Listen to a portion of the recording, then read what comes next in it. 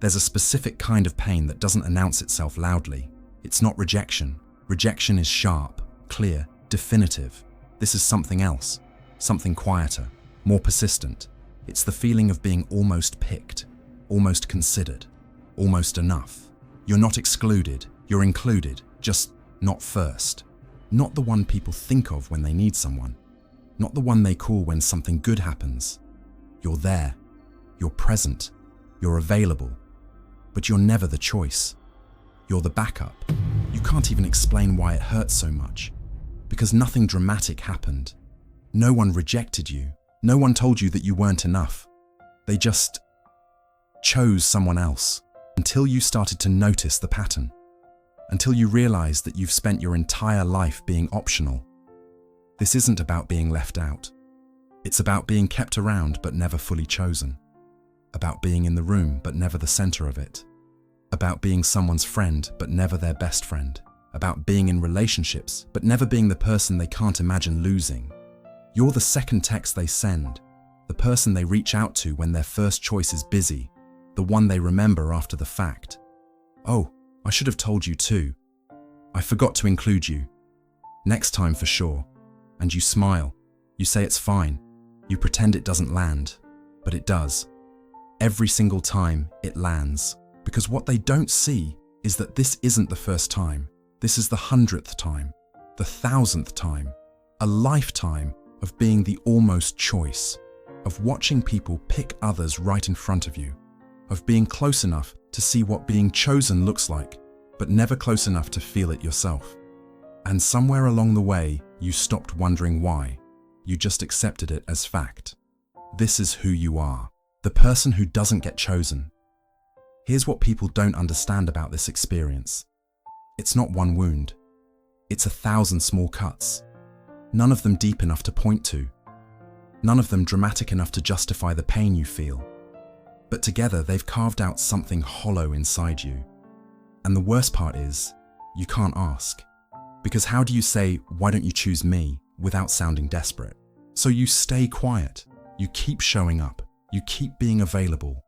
Hoping that if you're just patient enough, consistent enough, easy enough, eventually someone will notice. But they don't. And the silence where that choice should be gets louder every year. Let's go back. Because this feeling didn't start in adulthood. It started long before you had words for it. Maybe you were the middle child. Not the firstborn who got all the attention. Not the baby who got all the affection. Just there. Overlooked. Expected to be fine. To not need as much. Or maybe you had a sibling who was brighter, louder, more accomplished, and you learned early that you existed in their shadow, that when people talked about your family, they talked about them. You were mentioned, sure, but you were the afterthought. The and also. Or maybe your parents were there but not present. They provided but they didn't see you. Not really. They looked at you but they never learned you. Never asked what you actually wanted. Never noticed when you stopped trying to tell them. And so you learned. You learned that your presence didn't create absence, that people could function just fine without you, that you were supplementary, not essential, that your needs could wait, that you could be forgotten and life would go on exactly the same. You weren't rejected. You were just not chosen. And somehow, that felt worse. Because rejection is an answer. Rejection lets you grieve and move on. But being unchosen? That leaves you in limbo, close enough to hope, far enough to hurt. And your nervous system learned to live there, in that space between proximity and priority, always scanning for signs that this time might be different, that this person might see you, that this time you might finally matter enough to be chosen. But the signs never came. Or they did, briefly, and then faded. And you learned to live with the quiet disappointment of being perpetually second string. Here's what this does to you over time. You start performing, not consciously, but you become hyper-aware of what makes other people feel comfortable. You adjust. You mold yourself into whatever shape seems most likely to be chosen.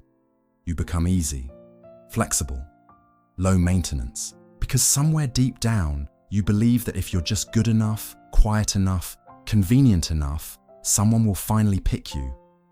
But people don't choose you for being easy. They choose you for being irreplaceable. And you can't be irreplaceable when you're constantly erasing yourself. And here's what you haven't realized yet. You've been choosing wrong too, so you keep trying. You keep showing up. You keep being the friend who always says yes, the partner who never demands anything, the person who's always there when people need you, but somehow never the person people think of when they do want. And you tell yourself it's fine, that you don't need to be chosen, that you're independent, that you're okay with being on your own. But late at night, when the performance ends and you're alone with the truth, you know it's not fine. You know you're exhausted.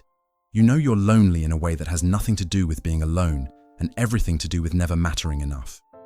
This is the psychology of being unchosen, and it rewires you. You stop initiating because too many of your texts have gone unanswered. Too many of your invitations have been declined. You stop sharing because when you do, you notice people's eyes glaze over. They listen, but they don't hear. You stop expecting because expectation leads to disappointment. So you lower the bar. You tell yourself you don't need much. That being included at all should be enough, but it's not enough. It was never enough. You just convinced yourself it was because admitting that you want to be chosen feels too vulnerable. And so you live in this strange in-between, close enough to people to feel the sting of not mattering, far enough that no one notices when you pull back. Here's what being chronically unchosen does to your nervous system. It keeps you in perpetual vigilance, always watching for signs, always waiting for the other shoe to drop, always prepared for the moment when this person finds someone better. You can't relax into connection because connection has never meant safety for you. It's meant proximity to pain. So you armor yourself. You tell yourself you don't care, that you prefer being alone. And on some level, you believe it, because it's easier than admitting the truth that you're tired. Tired of being the person people forget about. Tired of being an option. Tired of wondering what's wrong with you that makes you so easy to overlook. And here's the thing. There's nothing wrong with you. You're not unworthy. You're not unlovable. You're just unlucky. Unlucky in who you've encountered. Unlucky in timing. But unlucky feels indistinguishable from unworthy when every experience confirms the same story. So you start to internalize it. You start to believe that maybe there is something about you, some fundamental flaw, some quality that makes you forgettable. And once you believe that, it becomes a lens. Every interaction gets filtered through it. Someone doesn't text back, you don't matter. Someone cancels plans, you're not a priority. Someone picks someone else. Of course they did. This is the wound of never being chosen.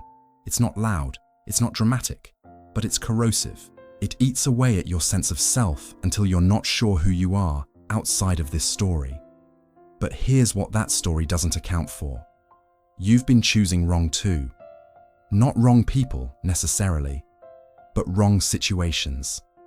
You've been showing up in spaces where people were never going to choose you because they weren't capable of seeing you, and instead of walking away, you stayed. You kept trying, kept hoping that if you just proved yourself enough, they'd finally see. But people who don't choose you aren't waiting for you to prove anything. They've already decided. So you've been fighting a battle you were never meant to win, trying to earn something that should have been freely given. But you don't know that yet, because you're still stuck in the story. The one that says if you were just better, people would choose you. And until you can see that story for what it is, you'll keep repeating the pattern, gravitating toward people who make you feel optional, because that's what feels familiar. Being chosen would feel foreign, uncomfortable, like waiting for the moment when they realize they made a mistake. So instead, you stay where you've always been, on the periphery, close enough to witness, far enough to not be seen. This is what it means to never feel chosen. It's not about one moment, one rejection, one person. It's about a lifetime of accumulation, of being looked over, of being kept around but never kept close, of mattering but never quite enough. And the ache of that is indescribable. Because how do you grieve something that was never yours? How do you mourn being chosen when you've never experienced it? You can't. So you carry it quietly. This feeling that you're the person people settle for, not the person they seek out. And maybe you've made peace with it. Maybe you've told yourself that being chosen isn't something you need. But late at night, when the world is quiet and you can't distract yourself anymore, you know the truth. You know you're not fine. You know you want to be someone's first choice just once, to be the person someone can't imagine their life without, to be remembered, to be thought of, to be chosen. Not because you're desperate, but because you're human, and humans need to matter. But you've been denied that, not through malice, not through cruelty, just through circumstance, through a series of moments where you were present but not prioritized. And now you're here, reading this, recognizing yourself in these words, realizing that this feeling you've carried your whole life has a name. It's called chronic emotional invisibility. And it's real, it's valid, and it's not your fault. You didn't choose this, you just adapted to it.